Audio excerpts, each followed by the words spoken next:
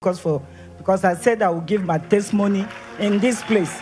My testimony starts from last year. I had a cancer growth on my scalp.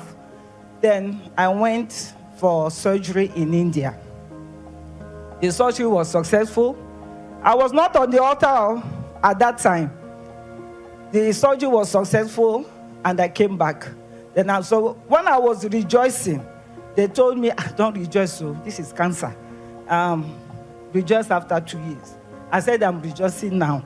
Because my friend that I stayed with in India is on the altar of fire. This year, I had a little cut on the surgery line because my scalp was reconstructed with the flesh from my thighs. So my husband said, better you go back to where you did the surgery. So when I went, they said they cannot stitch it up because the area is very soft.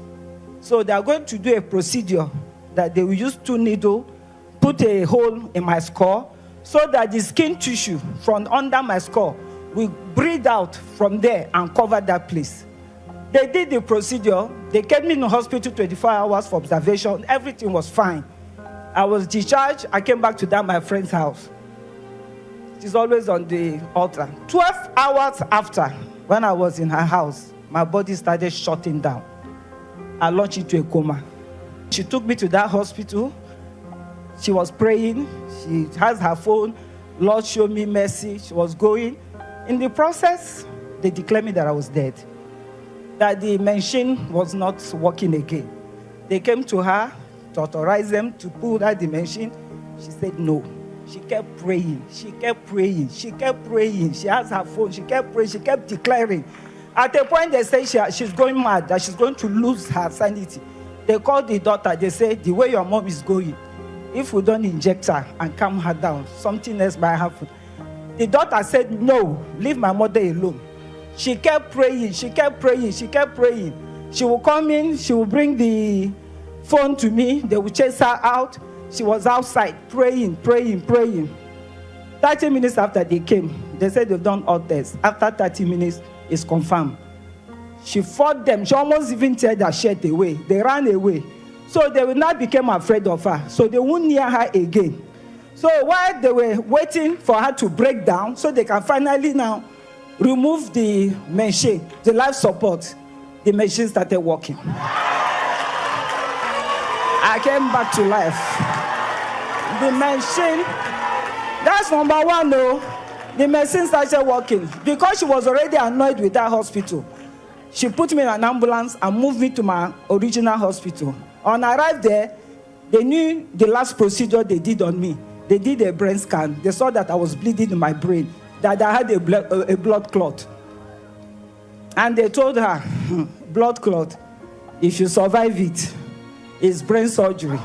And when you go through the brain surgery, only God knows how you will be. Since I did not die immediately, I was still in coma at that time, but she kept praying. Now in the hospital, she will bring the phone, she will put on my ears, she will keep praying. On the second day, she came out to me when I was laying down. She called my name, Gloria, Gloria.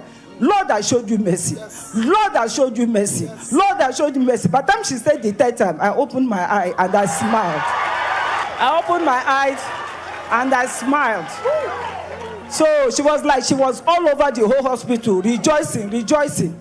The doctor said, Lord, don't rejoice yet. Until she regained all her senses, then we'll be sure that she's okay. Within 2 hours, I told them I needed food. I asked to go and ease myself. These are the things they didn't expect me to do because they had adult diaper on me and all.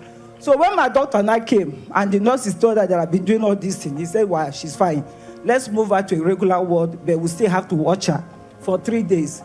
By the time they moved me to the regular ward, on the second day in the morning, on the third day in the morning, I'm supposed to be there for 3 days. The doctor came back in the evening and was like, what is she doing here?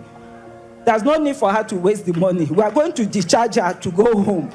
But then I have to come back in 1 week's time because it takes the blood clot 5 days to start clearing.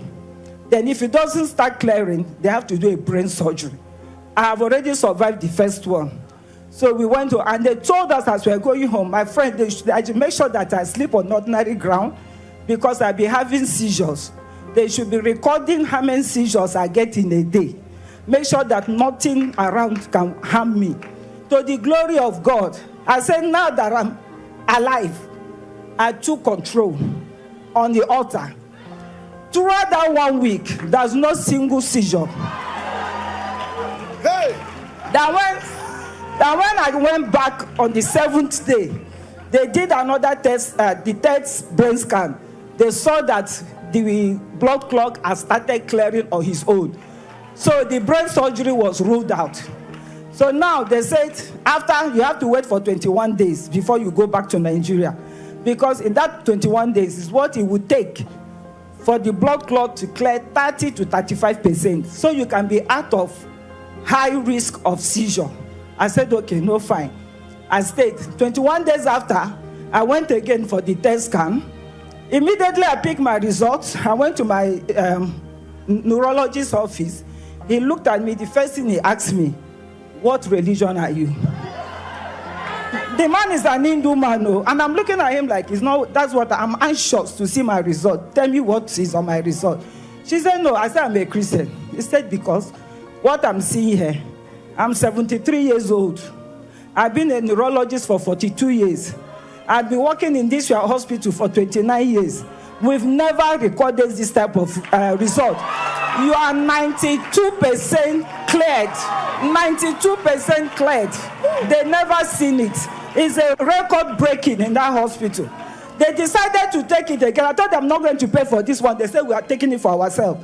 They did the same test. It's the same thing. I'm here to testify and give God glory.